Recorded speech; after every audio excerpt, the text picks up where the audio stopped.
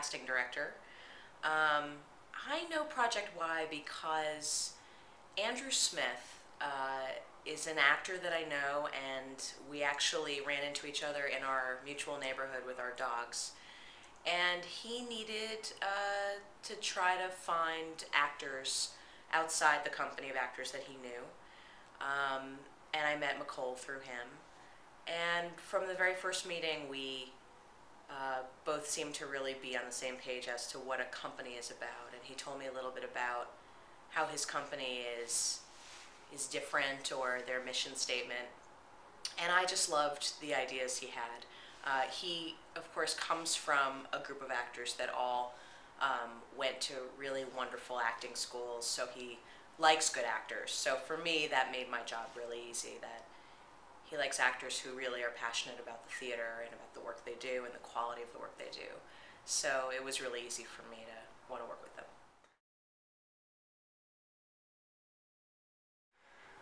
You know, this project is centered in a world that, for me, is not that familiar.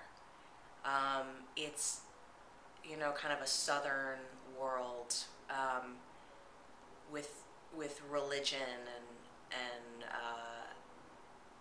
I've done a few projects that focus on that world, and I actually love doing them because it's something that I'm not familiar with. And so for me, it's like working on theater that's about another country, which is something that I make my business to work on. That the projects I love to cast are, not to sound corny, but projects of the world. That we live in New York with such different cultures clashing all the time, and learning about each other all the time. And so the theater and film that I like to work on as a casting director is theater from so many different places. And so working on this play in particular, I'm from the Northeast. I didn't grow up in that kind of religious household, but I love it and relate to it and want to make it authentic, and I want everyone who sees it to get something from it the way I do. So working on a project that is, for me, Southern or Midwestern or from a different country is always something that excites me. I mean, it brings up interesting ideas whenever you cast projects. It seems in New York, when I'm casting work that's about other countries, I seek out those talent pools anyway, and try to integrate them into projects that are not specifically written for those kinds of cultures. So then when I have a project that is specifically about a certain culture, about a place in the country, then it's more specific and it's more fun, because then those actors can just step into what they were in the first place. For this particular project, I really wanted to find people who understood that kind of living, that small town living, or those relationships.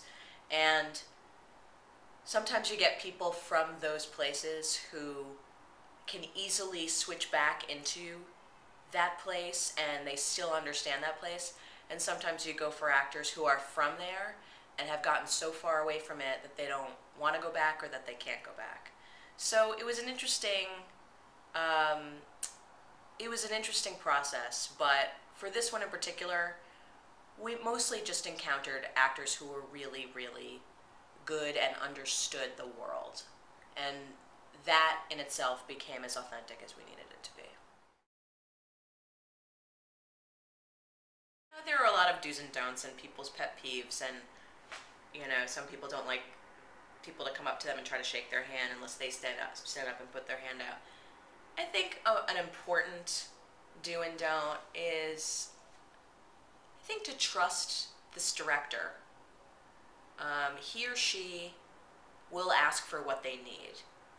And so I think actors don't necessarily need to offer, if you don't like what I did, please ask me to do it again.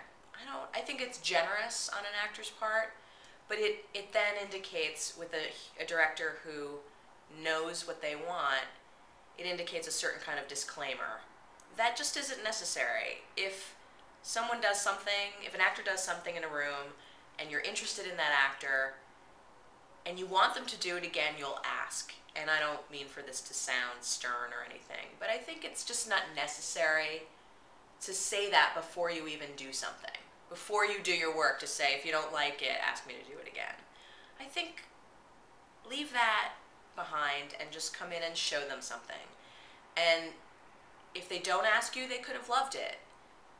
If they ask you, they could have hated it. So you're damned if you do, damned if you don't. Come in, do your work, smile, look them in the eye, say goodbye or say hello, and leave. And always be thinking, what could I do if I'm called back? What would I do differently, or what would I add to it? I was talking to an actor recently who had some great advice, and he said in auditions, all he wants to focus on is that he comes in the room and he does good work and then leaves. And that if every director said, wow, yeah, I met that guy, he does good work, that he'd be happy, because he just leaves everybody with a good impression. It's like going to interview for a job. You may not want the job, you may want the job more than life itself, but it's important, I think, every time to go and give a good interview, to practice your skills, to interact with someone new, and not, while you're doing it, make any judgments or backpedal or apologize.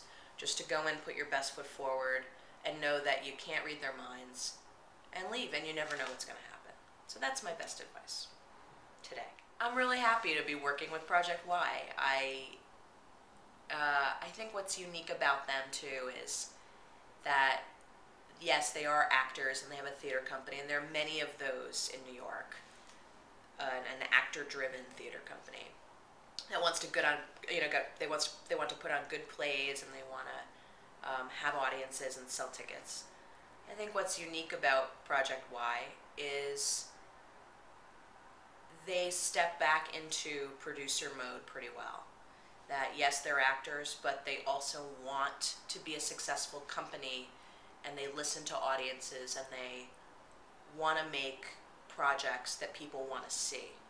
So they're always thinking, what will entertain people? What are people interested in? And I think it's important, and I think